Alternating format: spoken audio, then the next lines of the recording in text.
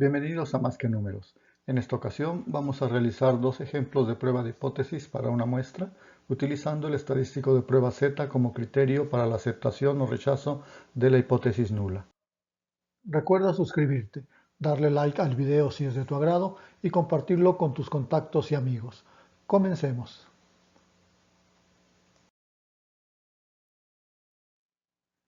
Vamos a ver el ejemplo número 1. Una máquina embotelladora de agua llena botellas de 500 mililitros y está calibrada para llenar los envases con una desviación estándar de 0.1 mililitros. Si en una muestra de 15 botellas se encuentra que el volumen promedio de llenado es de 499.95 mililitros, ¿se podría afirmar que la máquina embotelladora se encuentra descalibrada? Hay que fundamentar la respuesta con una prueba de hipótesis con un nivel de significancia del 5%. Para hacer la prueba de hipótesis, lo primero que debemos hacer es establecer las hipótesis nula y alternativa. En este caso, la hipótesis nula sería la afirmación de que el volumen promedio de llenado de las botellas es de los 500 mililitros para los cuales está calibrada la máquina. Esto lo representaríamos nosotros como que la media de llenado es de 500 mililitros, es igual a 500 mililitros. Y la hipótesis alternativa sería aquella que en contrapartida mencionara que el volumen promedio de llenado es diferente a los 500 mililitros, ya sea más de 500 mililitros o menos de 500 mililitros. La hipótesis alternativa deberíamos plantearla entonces como que la media de llenado es distinta a 500 mililitros. El siguiente paso en el procedimiento de la prueba de hipótesis será establecer qué tipo de prueba vamos a utilizar y la significancia de la misma. El tipo de prueba, decíamos nosotros en otras ocasiones, que está determinado por el símbolo que tiene la hipótesis alternativa en nuestro planteamiento inicial. En este caso, al ser un símbolo de distinto a o diferente a, nos lleva a que tendríamos que hacer una prueba de dos extremos. Y el nivel de significancia nos lo está pidiendo el problema o el ejercicio como de un 5%. Con esto establecemos ya tanto el tipo de prueba, que sería de dos extremos, y el nivel de significancia. Con esta información vamos ahora a calcular el estadístico de prueba para proceder luego a hacer la comparación de este valor con los valores críticos del estadístico de prueba Z.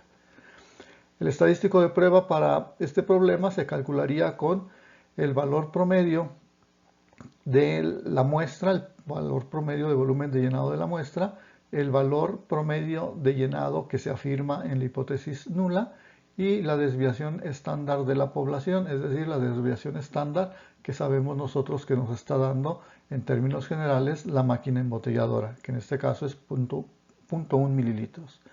Y el tamaño de la muestra son las 15 botellas que se tomaron para realizar la prueba. Tenemos entonces nosotros que los datos que vamos a utilizar en esta fórmula son para el promedio de llenado de la muestra, 499.95 mililitros, el valor promedio de llenado que se propone en la hipótesis nula de 500 mililitros, la desviación estándar de 0.1 mililitro y el tamaño de la muestra de 15 botellas.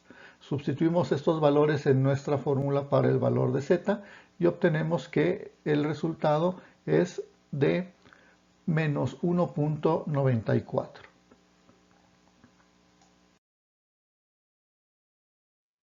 Ahora vamos a contrastar el valor que obtuvimos de 1.94 negativo con las áreas de rechazo y de aceptación que para una prueba de dos extremos o de dos colas y un nivel de significancia de 5% tenemos nosotros. En este caso, para este tipo de prueba, el Z crítico es de menos 1.96 y de 1.96, es decir, si el valor de Z que nosotros calculamos cae dentro de las zonas de rechazo, la hipótesis nula tendrá que ser rechazada. Y si cae dentro del área de aceptación, tendremos que aceptar que la hipótesis nula es verdadera, al menos con la significancia que estamos trabajando. Quiere decir entonces que la regla de decisión sería que si nuestra Z calculada es menor que la z crítica de menos 1.96, es decir, de aquí hacia la izquierda, o es mayor a 1.96, o sea, después del 1.96 hacia la derecha, entonces la hipótesis nula deberá rechazarse. Para este caso, hemos calculado un valor de z que resultó igual a menos 1.94, cayendo entonces en la zona de aceptación de la hipótesis nula. Por lo tanto, la decisión que nosotros debemos de asumir para esta prueba de hipótesis es que la hipótesis nula deberá aceptarse, dado que la z calculada se ubicó en la zona de aceptación. Y podríamos afirmar con una evidencia estadística del 5% de significancia que la máquina embotelladora está llenando adecuadamente las botellas.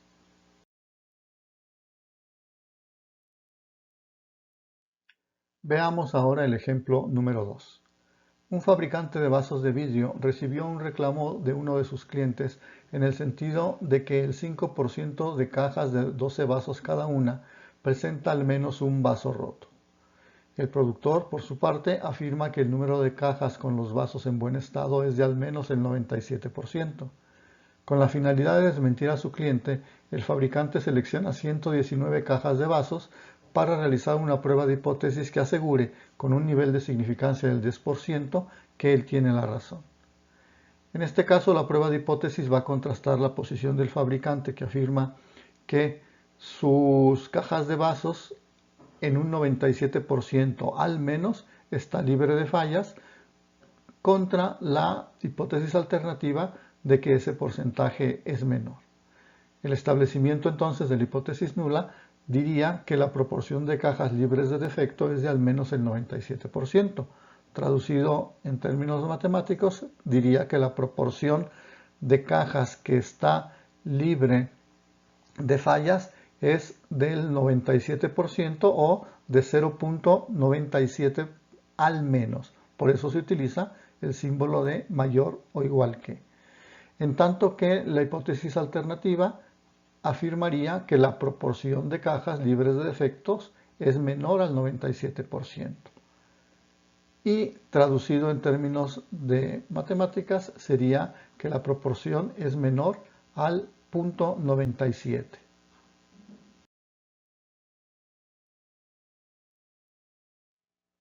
Con las hipótesis ya establecidas, ahora tendremos que determinar cuál es el tipo de prueba y la significancia con la que vamos a trabajar. El tipo de prueba lo viene a determinar el símbolo que tenemos en la hipótesis alternativa, que en este caso es de menor que, por lo tanto, el tipo de prueba será de extremo inferior o de extremo izquierdo. Y la significancia, el problema está mencionando que debe de ser del 10%. Por lo tanto, vamos a trabajar una prueba de extremo inferior con una significancia de 0.1. Con estos datos y trabajando el estadístico de prueba para proporciones, podemos hacer el cálculo del valor de z. En este ejemplo, el valor de la proporción de cajas de vasos que está libre de fallas en la muestra que el cliente tomó es de el 95%, es decir, de 0.95, dado que el cliente está afirmando que el 5% presentó fallas. Por lo tanto, el 95% o 0.95 estaría libre de fallas. El valor de la proporción de cajas libres de fallas que afirma el fabricante es de el 97% o de 0.97. Y el tamaño de la muestra que se utilizó para la prueba es de 119, o que se va a utilizar es de 119. Con esto podemos ya calcular el valor de z para luego contrastarlo con el valor crítico para el tipo de prueba que estamos realizando. Al hacer los cálculos obtenemos un valor para la z igual a menos 1.278.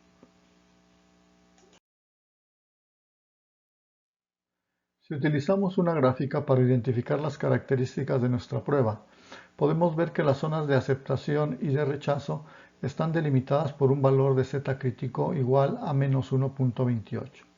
Con esto podemos ahora establecer nuestra regla de decisión, la cual sería que si el valor de z calculado es menor al valor de z crítico de menos 1.28, la hipótesis nula deberá rechazarse. Es decir, si el valor de z calculado queda en la zona de rechazo, la hipótesis nula debemos de desecharla.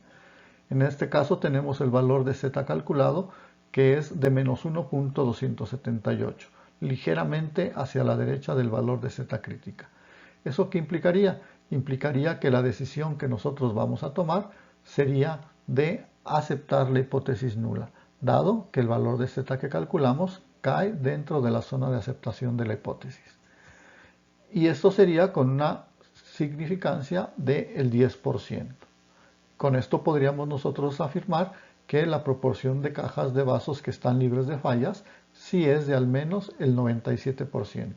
Insisto, con un nivel de significancia del 10%.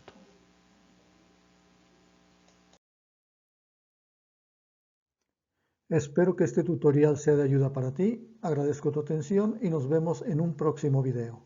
Recuerda suscribirte, darle like al video si es de tu agrado y compartirlo con tus contactos y amigos.